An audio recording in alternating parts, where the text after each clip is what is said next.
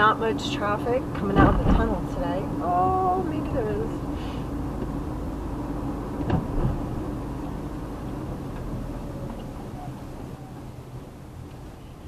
We're going to be driving through Manhattan over the Williamsburg Bridge and into Greenpoint. I considered taking the subway, but for me, coming from New Jersey, it was going to be 4 trains, and it was well over an hour to get there. And I know it would be like 2 hours to get home. That's just kind of the way that works.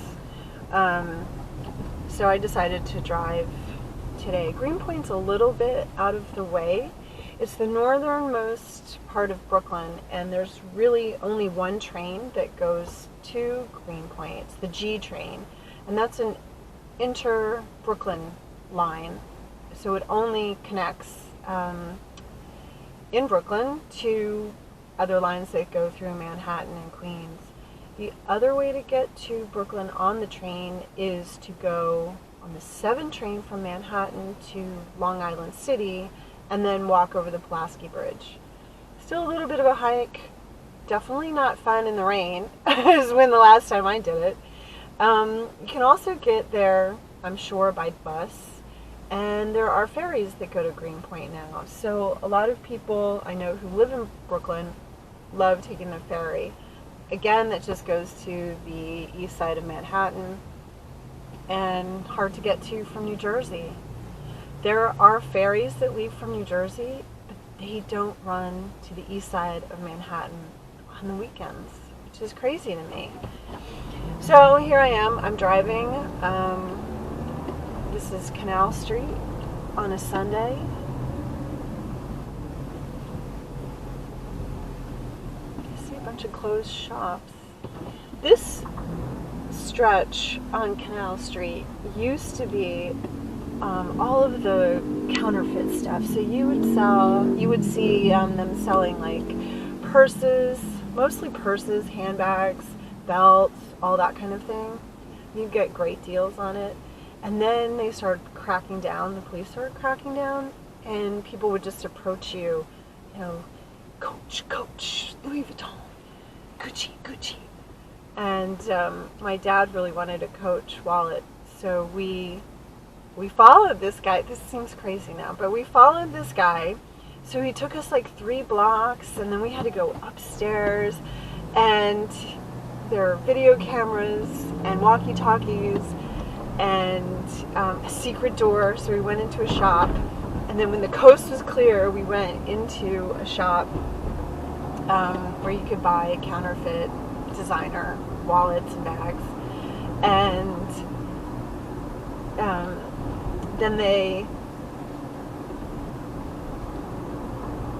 then we were trapped in there for a while until the coast was clear. I think this is taking me to, I don't want to go on the Manhattan Bridge. Which way is this taking me? Yeah, so we were trapped in this little room until the coast was clear. And they let us out. They're using cameras and walkie-talkies, and my dad got his fake Coach wallet, and he thought this was the greatest experience ever. I think it was hilarious. He was like Seinfeld's dad wanting to buy something hot off the street. So I still see some belts and purses here. I guess they're not the designer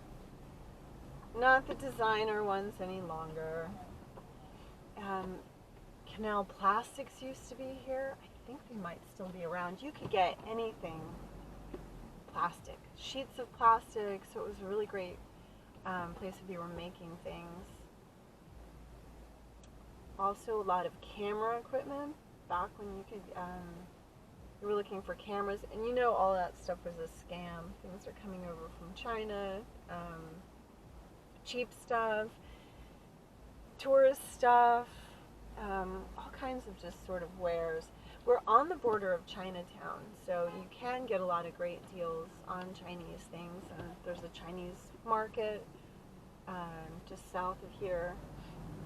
Well, here we're sort of really on the border of Chinatown, Soho, Tribeca. Tribeca is the triangle below Canal Street, so that's just south of us, and Soho is between Houston and Canal, so it's just north of us.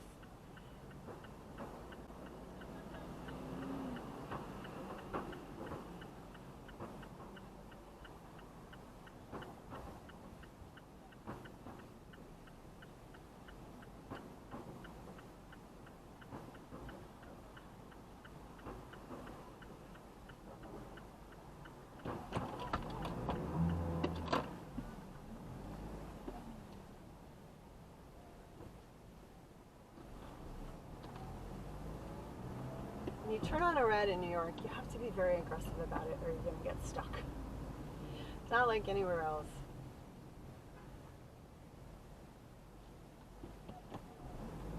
So this is still, you'll see some Chinese signs along here. Hester Street, Howard Street, used to be Jewish settlements. I think it's where all the immigration kind of comes together.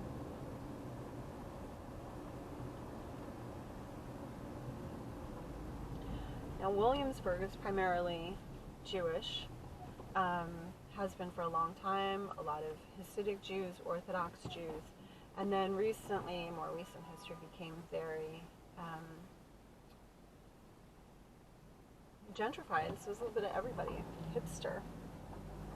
This is Center Street, and this building right here used to be a government building, but now it's condos. And I worked for a guy who lived in this building. It was pretty spectacular at the time.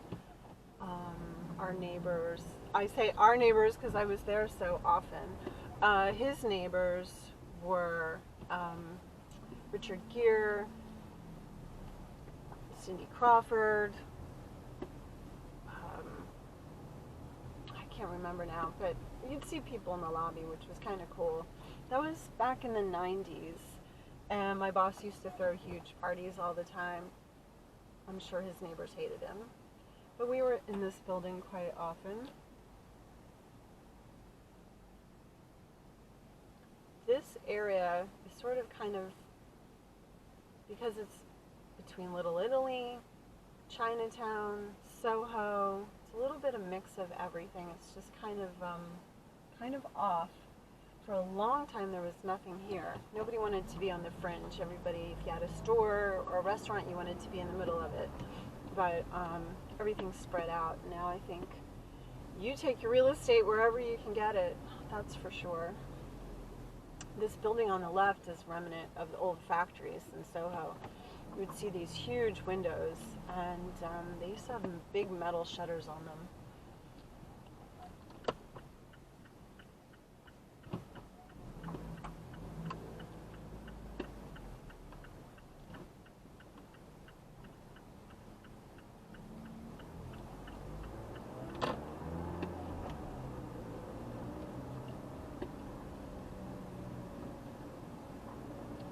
Mulberry Street, this is Little Italy, but we're going east, so we kind of cross along this street. I think we're on Delancey now.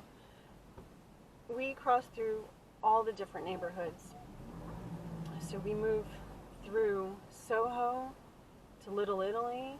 We'll be on the Lower East Side, all different cultures.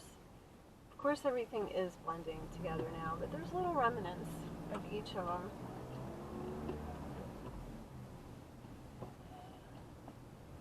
This is Mott Street, so this is a little bit of North Little Italy, which they call Nolita. New York pretty much just had a couple neighborhoods with names that were acronyms like Tribeca and Soho, and then the realtors started naming everything. We laughed when Nolita first came into terms, and now there's everything from Nomad, and I can't even keep up. The one thing I've noticed since the pandemic is over is the amount of graffiti. I have not seen this since even the 90s. I moved to New York in 93. It was still kind of wild then. There were a couple predominant like graffiti artists who you would see around a lot. And then the Bloomberg era, everything got cleaned up. After Giuliani, you really felt like the city was gentrifying, it was building, it was cleaning up, and now it's just falling again. And I think the random graffiti is a symbol of that. I'm all for, artistic graffiti, but not these tags. Feels a lot more like vandalism. It is vandalism.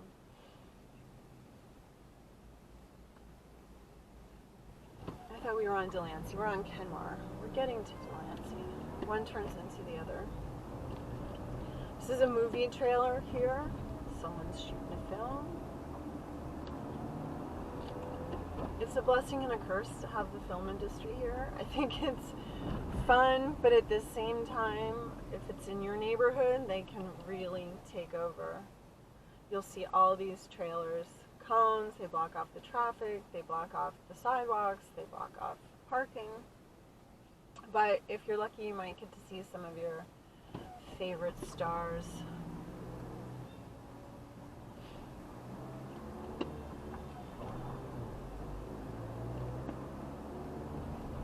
The production companies have to put notices on posts around the neighborhood to what they're filming.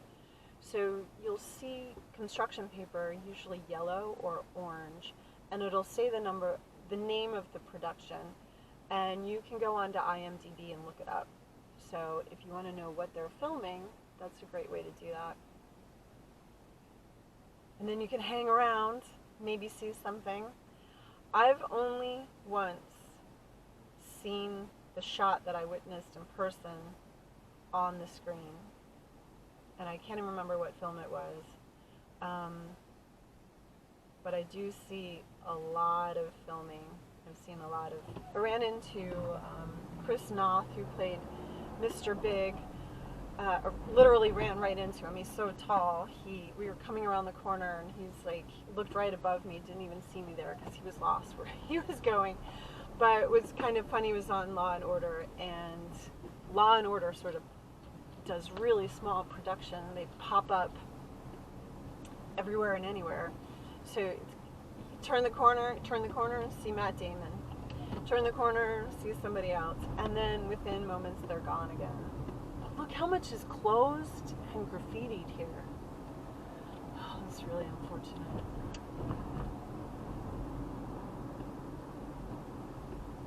Essex Market is a really interesting story.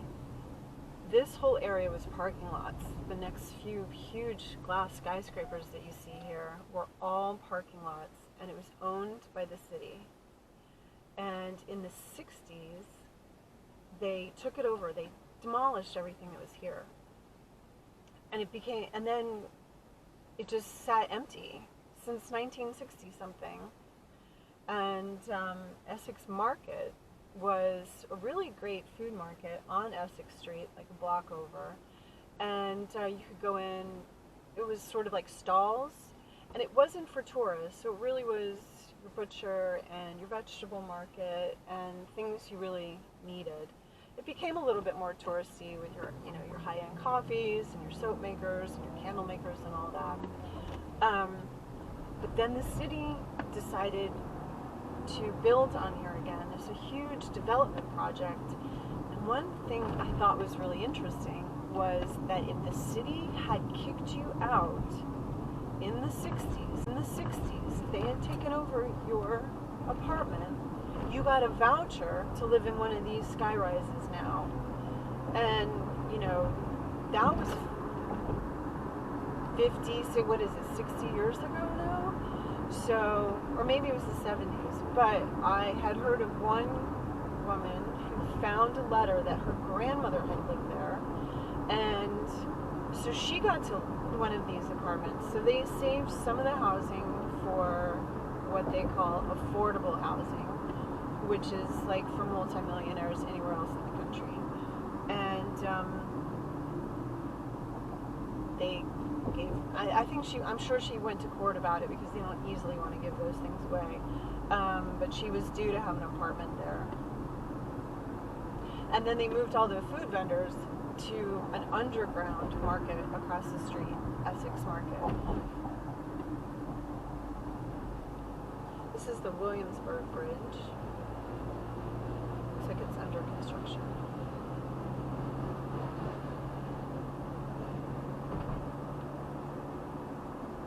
It is a very hazy day, and I'm not sure if some of this is left over from the Canadian wildfires.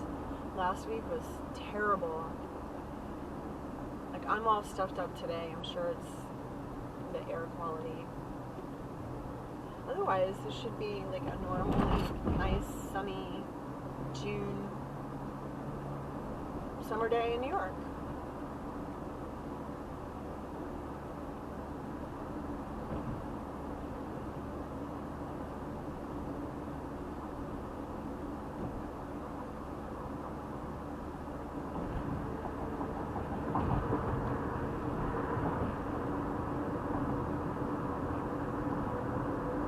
They painted this bridge at one point red. It was a nice red, and then it faded in the summer, so now it's pink. There used to be a sign that said, "You're now leaving Brooklyn. Oy vey." I thought that was kind of nice.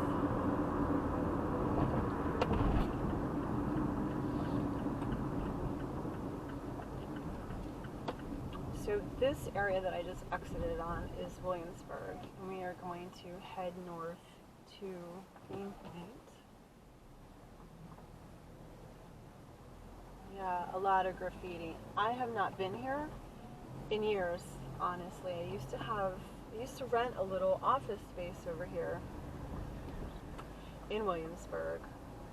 Gave that up years ago, and I certainly haven't been here since the pandemic.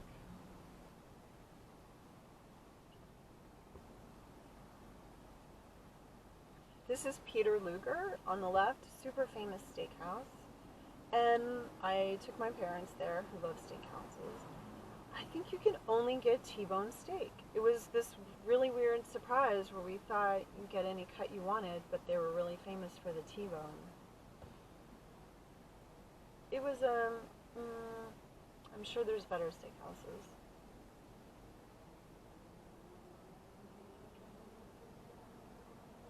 This building in front of us is the Williamsburg Savings Bank. I don't know if it's still a bank.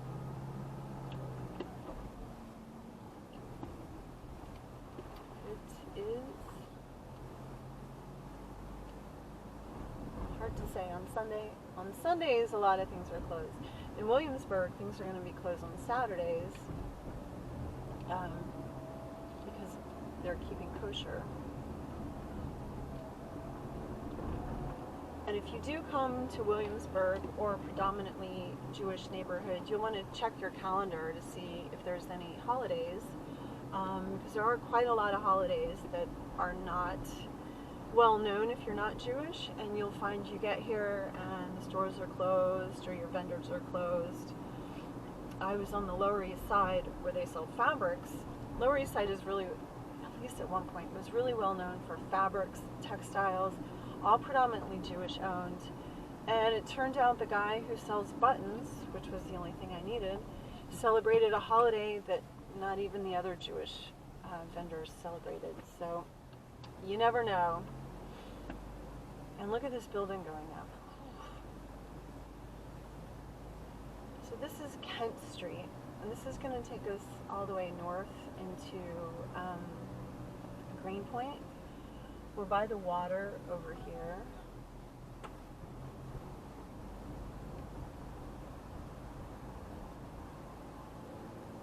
And there's been a lot of development along the water. These were all industrial buildings.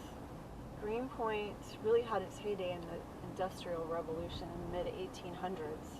Look at this old building. Yeah, they're keeping the facade, which is really great. And then in 2005, I mean, it was industrial for, like, really industrial forever, known for oil refineries. In the 1950s, there were about 50 oil refineries here, and shipbuilding, because we're right on the water. In fact, the first of the North's ironclad ships, the Monitor, was built here in Greenpoint. But Bloomberg in 2005 rezoned it. So these look like movie cranes. And all these skyrises came. That is a really pretty building. So all of these skyscrapers in front of us are new to me, actually.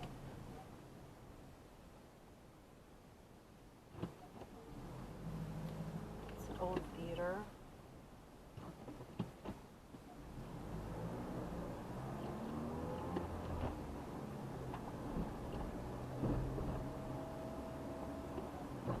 At one point, the only thing down here was a nightclub. Kind of venture down into the darkness. And now I believe this is a convention center. I have been here for a furniture fair.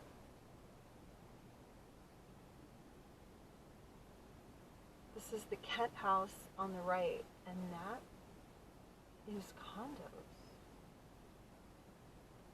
Now it's hard to say. They build these huge condo buildings with the intention of doing retail on the first floor, and you will see them papered up like this for years.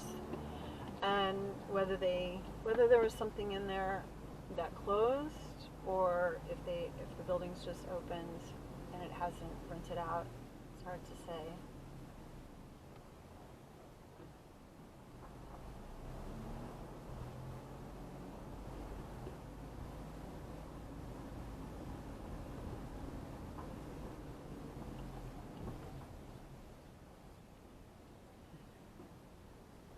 So after 2005, Greenpoint really started to explode. They were doing more filming here. They filmed the show Girls here. And I think that became pretty popular.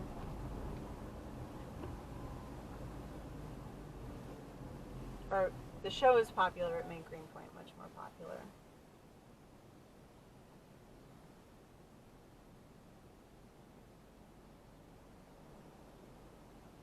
And I would say we are still actually in Williamsburg.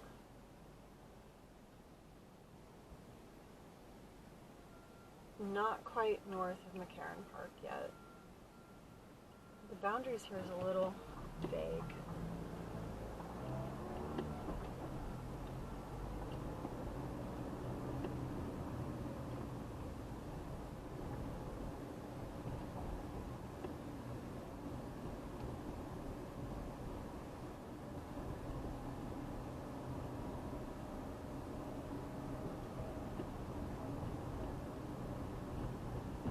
There's some parks on the water. This looks like one of them. Sometimes they have events like movie night out, so you can sit in the park, watch movies while you're facing the river. This is a beautiful park here, and they've got all kinds of event space. It's called Bushwick Inlet Park.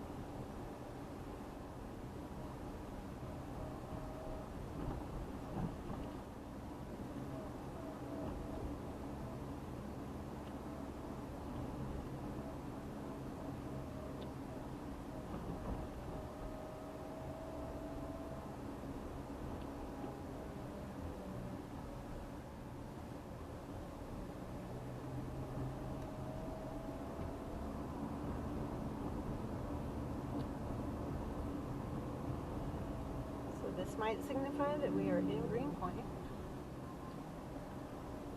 And I think that's one of the nightclubs. This space on the left, AD Brooklyn, I do believe they show bands there. They have bands there.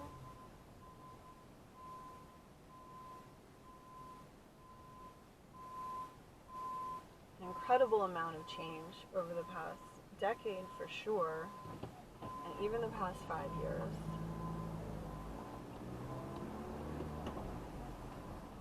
This neighborhood has been primarily Polish.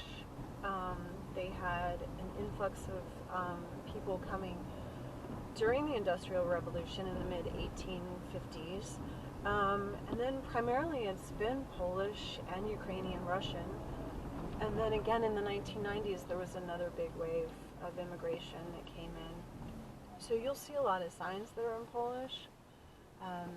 You can get some good pierogies. I know there's a big Polish dance hall I've been to once upon a time.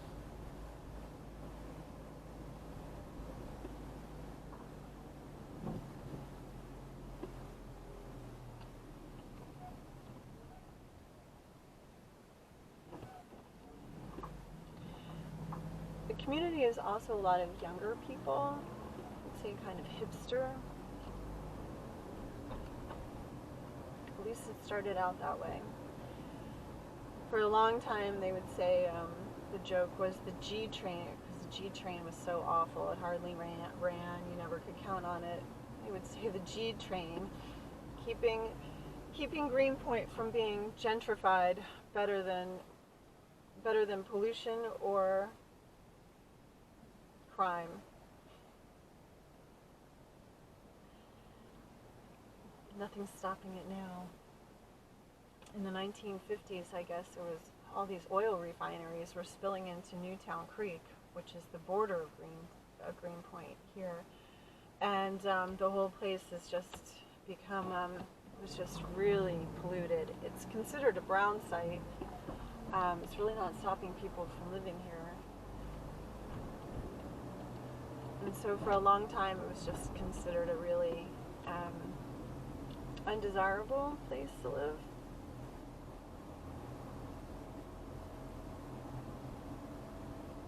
And I'm here today for the open studios. There's a lot of artists that are here. I think over 260 some artists are opening their studios today.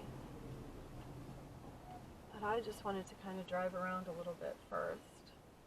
India Street is supposedly where Lena Dunham's character lived on Girls.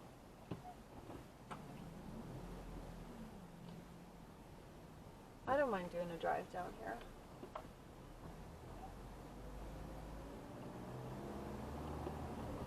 Pretty canopy of trees. You can see some really old architecture. These terrible clad homes that they did to them in the 60s.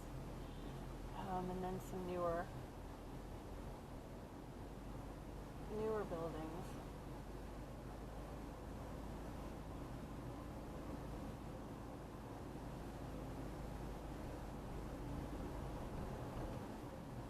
Greenpoint was, what's the word? Settled by a fella named Dirk. What's his name? Vanden something. He was actually, it's not, his name is Dirk Volkerson. He was Norwegian. And he moved here and started exploring in the 1630s and kind of settled in the 1640s. He was one of the first settlers here. There was the Lenape indigenous people who lived here, and they actually were not very friendly to the settlers that were coming in. So he eventually left. The Dutch, of course, were in the area at the time too, starting to settle Manhattan. So they started settling. There was about 5 main families. Meskerol was a big one, and they developed. And there's a lot of names, things Meskerol around here, and you'll see. This is Manhattan Avenue. This is the kind of the main drag of Greenpoint.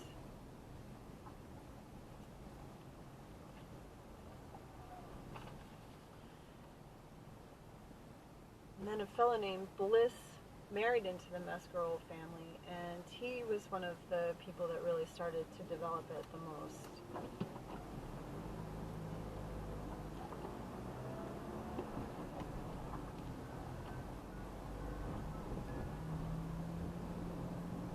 I think a lot of people who do live in Greenpoint ride bikes. The bike lanes are fairly new. That was a Bloomberg thing in New York. So you had to be really street savvy to ride your bike around anywhere in New York. But I felt that people who lived in Greenpoint were pretty hardcore about it. This is a beautiful Catholic church here on the left.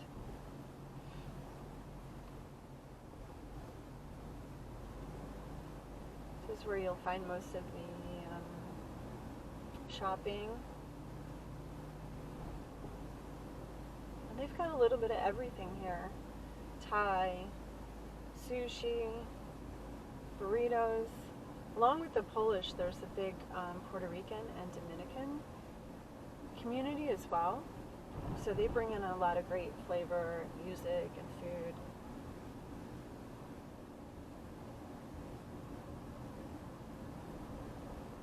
I'm glad to see that most of these storefronts seem to be open, even on Sunday. And here we are on Mescal Street Avenue. The streets were named, this fellow Bliss named them letter alphabetized, A through O, I think it was, and he established a grid. And eventually people kind of didn't want to call him A Street, and so they named him. So you've got Eagle, Franklin, I can't remember all, DuPont, Eagle, Franklin, DEF. Norman Avenue was actually named for Dirk, the Norwegian, because the Dutch were calling him the Norseman, which in Dutch then turned to Norman, eventually Englandized into Norman. Englandized, is that a word? I just made that up.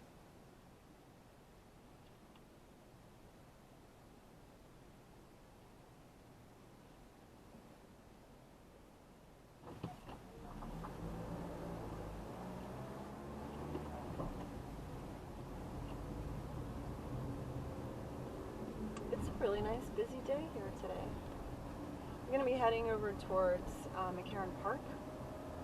And this is the largest park in the area between Williamsburg and Greenpoint. And it's got everything from ball fields to event spaces. There's a huge swimming pool in the park that was bone dry and empty for years and years and years. And then in the early 2000s, they turned it into a concert space. So you would go to McCarran Park Pool to hear bands play. And then I think more recently they filled it with water, so it's actually a swimming pool again. I personally am a little leery of public pools in New York. I guess my main fear is that they're just going to be full of kids. So you see the park over on the right and the left. We're really in the middle of it right now.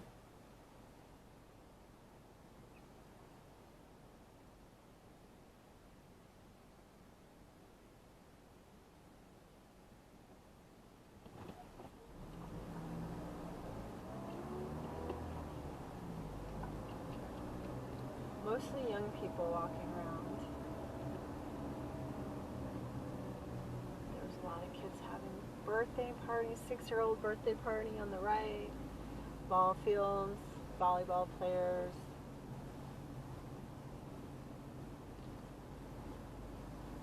Let me see if I can take this off.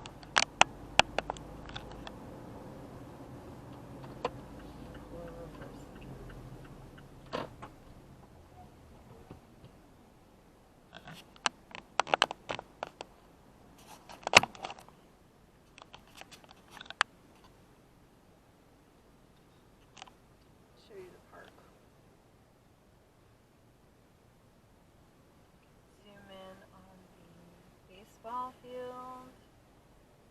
sure it's softball. These look like adults playing.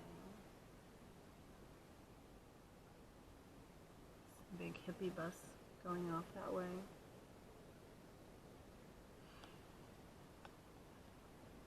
I passed all the events already.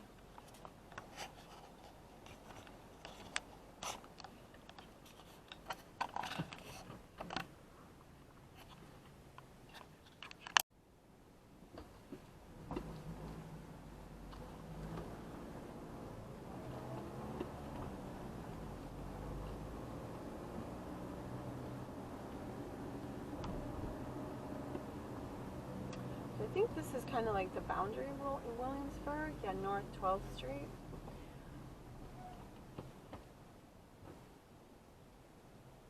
This is a gorgeous building. I think they did some really interesting things with the skyscrapers and the glass buildings that they built here.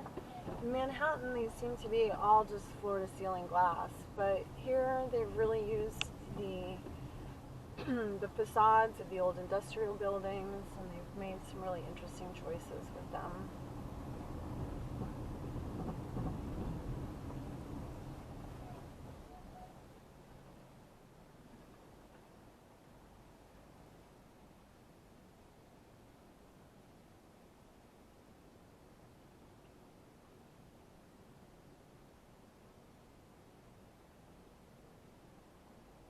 City Bike is a really great way to get around.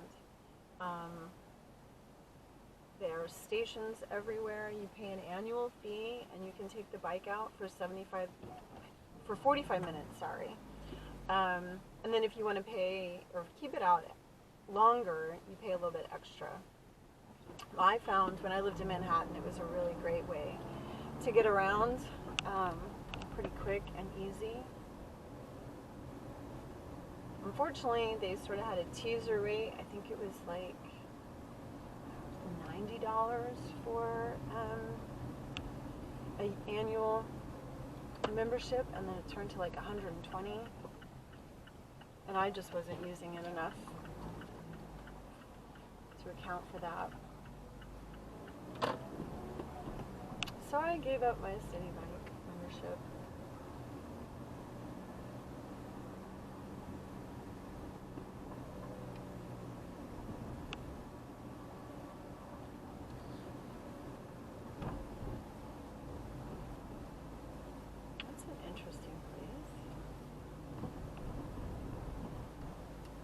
Gym.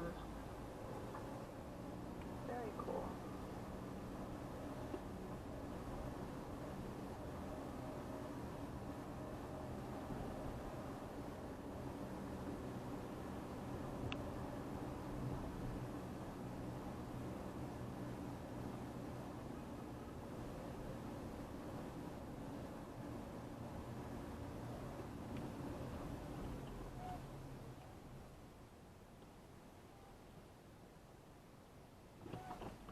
There's a lot more opportunities to find places to park on Sundays.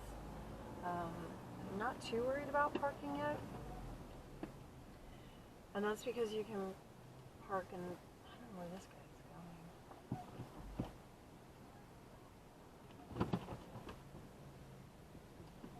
You can park in government spots, you can park in school zoned spaces. Flea market.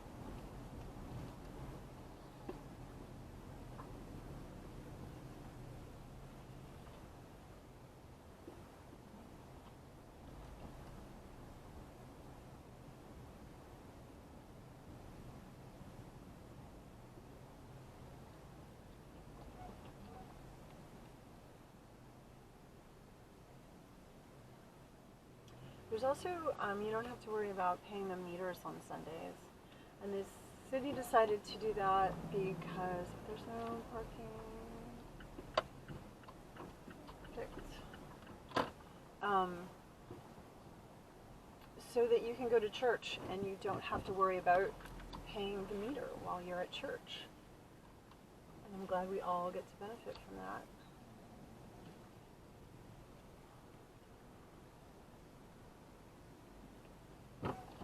So I think this is a good spot.